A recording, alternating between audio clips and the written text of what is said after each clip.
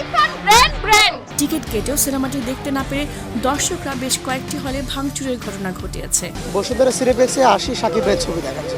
নানা নাটকীয়তার পর star সিনেপ্লেক্সের show পেল শাকিব খানের cinema prince once upon a time in Dhaka. 24 March Star সিনেপ্লেক্সের বসুন্ধরা সিটি শপিং মল শাখায় বিকাল 5:20 প্রথম শো ছিল।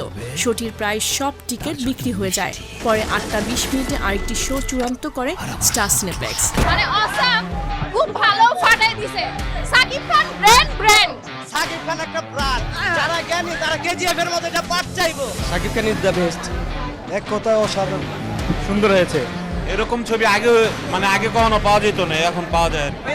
ভাই প্রিন্স ছবিটা করা ভাই, করা ভাই। 3 ভাগ মানুষ তো ছবি চিনে না ভাই, ছবি বুঝতে হবে, ছবি সেই মোটামুটি। ঈদের দিন নির্ধারিত সময়ে সার্ভারে না পাওয়ায় শাকিব খানের প্রিন্স চালাতে পারেনি বেশ কয়েকটি হল। টিকিট কেটেও সিনেমাটি দেখতে না পেরে দর্শকরা বেশ কয়েকটি হলে ভাঙচুরের ঘটনা ঘটিয়েছে। ঈদের প্রথম 3 দিন মানে গোল্ডেন টাইম, আপনারা সবাই জানেন। ওই সময়টুকুই কিন্তু আমি আমার ছবিটা এখানে আমি শো করতে পারিনি। শাকিব খানের ছবি নেই জন্য আমাদের খারাপ লাগছে। বসুন্ধরা সিনেপ্লেক্সে আসি শাকিব ভাইয়ের ছবি দেখাচ্ছে। ওনার ছবি থাকবে না, মানে কেমন না, ঈদের দিনই নাই। সাকিবের ছবি দেখতে আসছে, কিন্তু ওদের ছবিটা এখনো মুক্তি পায় নাই। মুক্তি না পাওয়ার কারণে এখন অন্য একটা ছবি দেখছি আর কি। ডেফিনেটলি সাকিব তো আসলে তার সঙ্গে কারো তুলনা করা যায় না। প্রযোজনা প্রতিষ্ঠান ক্রিয়েটিভ ল্যান্ড ফিল্মসের ব্যানারে সিনেমাটি পরিচালনা করেছেন পরিচালক আবু হায়াত মাহমুদ। পরিচালক সাংবাদিকদের বলেন, সিনেমাটি ডিস্ট্রিবিউশন করছে জাস মাল্টিমিডিয়া। সার্ভারের জটিলতার কারণে নির্ধারিত সময়ে সিনেমাটি হলে পৌঁছানো যায়নি। আমি এবং আমার ডিরেক্টর এবং আরও আমাদের আর্টিস্টরা বসে থেকে আমরা নিজেরা দেখে গেলাম যে ছবি পুরোপুরি ঠিক, কোনো সমস্যা নাই।